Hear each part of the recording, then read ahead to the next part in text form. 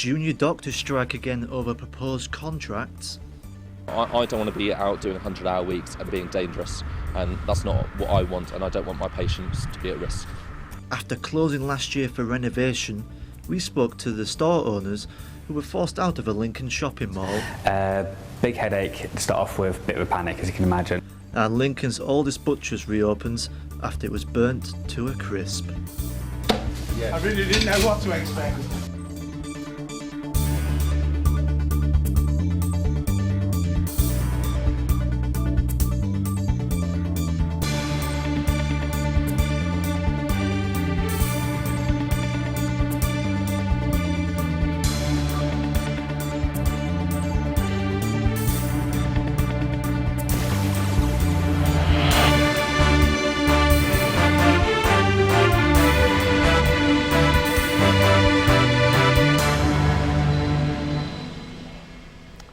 Good afternoon and welcome to LSJ Today. I'm Calvin Robinson and this is your news at 1 o'clock.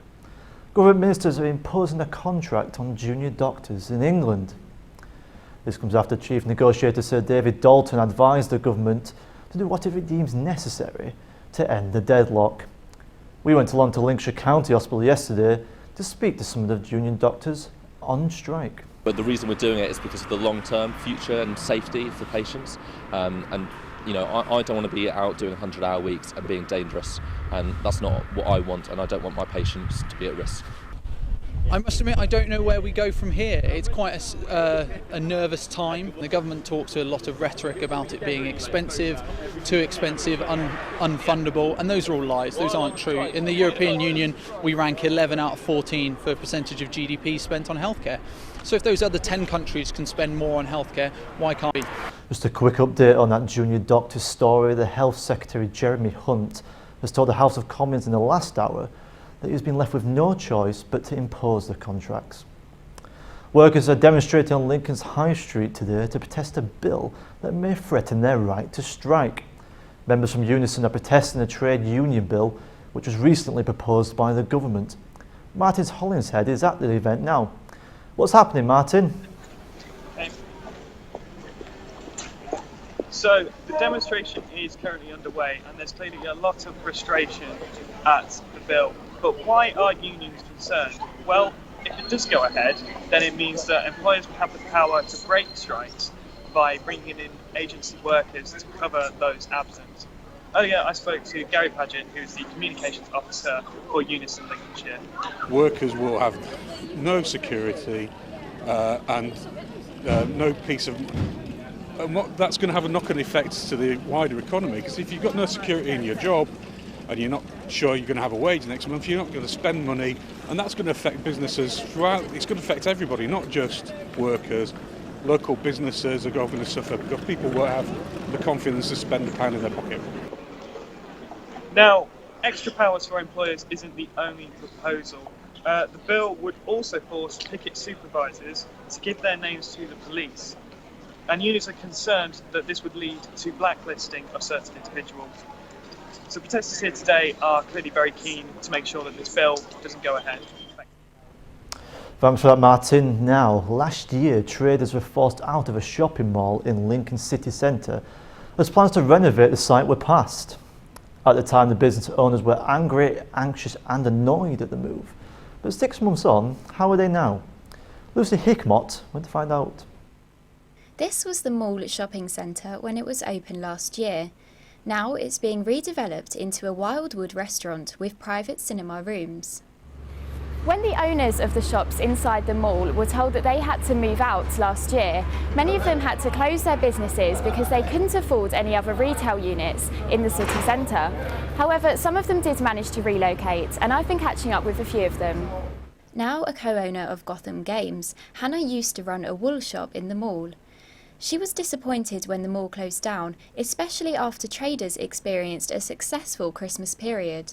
It was kind of proof to us that as a mall it could have worked, but the new owners obviously weren't, from the get-go, were not interested in keeping it as a mall, were not interested in trying to make what was already there work, which was a nice little independent hub of little interesting shops. One of these shops was the Demon Barber of Lincoln, run by Phil Waters. He told me how the relocation has impacted his business. Because I've got a bigger place now for taking an apprentice on, which happened earlier than I expected. And my regular customers that followed me from the mall said it looks like my old place exploded. So it took 2 weeks to do this, constant work, but we got it sorted. Overall, it's been a good move. At the time, not good at all. Work on the new restaurant should be completed by May. Lucy Hickmott, LSJ Today.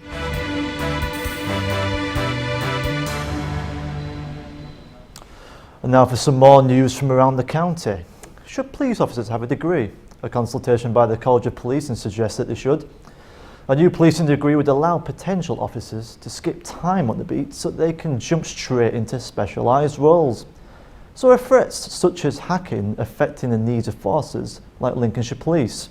There's grooming, there's sexual offences, there's fraud, there's any sort of criminal offence, there's banks, being hacked into. All of that comes under the cybercrime unit. The terrorism, it's all under cybercrime. It's a massive threat to the UK and worldwide. So if we can fast track somebody in that really knows their stuff, rather than do it through the old way, well, we seriously have to consider whether that's a good use of public money. Lincoln's oldest butcher's had a grand opening this morning after a devastating fire forced its doors shut for 6 months. Foster's and Son Butchers on Monks Road has been open for 130 years, but was forced to close in August. The store reopened at 10 o'clock this morning to the delight of customers who were queued up eager to see the new look store. The Foster family were delighted with the reception that they received. Oh, over the moon, yeah. We was here very early getting set up and ready, and we couldn't believe it when we opened the doors at 10 o'clock and lo and behold there was a load of people there waiting to come back in the shop. It's really, really rewarding. We put a lot of effort and hard work into it, and to see that people actually want to come and shop with us is what it's all about. Elsewhere, restrictions will be imposed on the main Lincoln Road as a £22 million project drives on. The East-West Link Road project will force parts of Mug Street and the High Street to close from next Monday until the end of August. With so much disruption to transport over the last year or so, how do the people of Lincoln feel about more to come?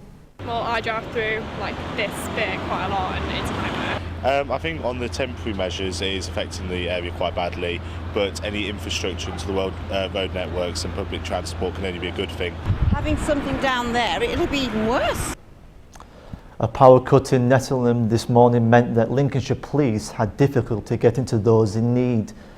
Anyone phoning 999 found themselves being redirected to a call centre in Nottinghamshire, hindering response times. The force told us they were working hard to get the issue sorted and gave reassurance that the problem would be fixed. But our reporter Kelly Pyatt has all the latest from last night's big Cathedral Cup game.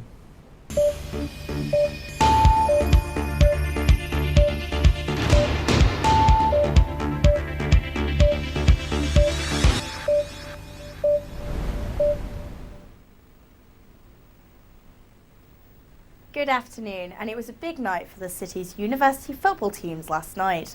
They faced off at Sinsel Bank for the first ever Cathedral Cup derby match. Despite going 1-0 down in the first half, the University of Lincoln team trounced Bishop Grosseteste 6-1, with help from a Matt Cunliffe hat-trick. After a red card apiece for both sides in the opening 20 minutes, BG's Luke Hobson gave his team the lead minutes before half-time. However, Lincoln rallied in the second half, scoring 6 goals in the final 20 minutes.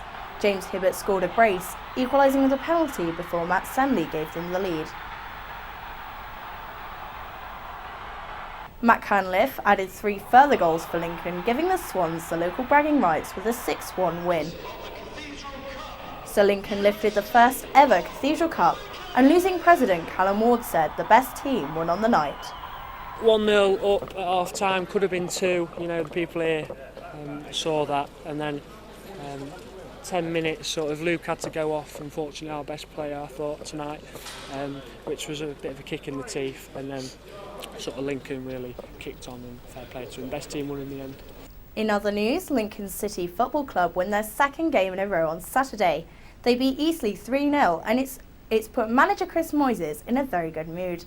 He was feeling particularly impy this morning at the press conference. We asked him what he thought of Saturday's win. Terrible, honestly. Just so downbeat you wouldn't believe. No, actually, they've been absolutely fantastic. Yeah, we were always buoyant, was always lively anyway. Yeah, we have a lot of fun in there, and it's just gone to another level now.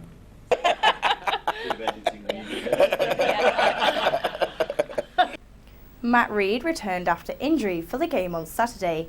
He'd had some time out due to a hamstring problem, but came back to join the team for their win. He spoke about what it's like to play with his new strike partner, Jack Muldoon. Running around really well, doing all my work for me, which is always a positive, so as long as he keeps running, and I'll hopefully get the rewards from that. Got a lot of work on his hands, Jack has at the minute, a lot of running, but yeah, he's done well. He's got a good goal on Saturday, good assist, yeah, so he's doing really well. That's all your sport, back to you, Calvin. Thanks for that, Kelly. That second Lincoln goal reminded me of Jermaine Beckford at Old Trafford. Now for the weather, and it will stay rather chilly and sunny throughout the afternoon with a height of 6 degrees Celsius. That temperature will drop overnight to 1 degree and then rise to 5 degrees tomorrow with some dark cloud and frost in the morning. It's almost as though it's February. That's all from me. You can join us again at 4 o'clock for all your latest news. In the meantime, you can keep up with all the latest by following us on that LSJ tweet. I should have said on Twitter, sorry. Or log on to lsjnews.co.uk. And we'll be back later with LSJ Today. I've been Calvin Robinson. Goodbye.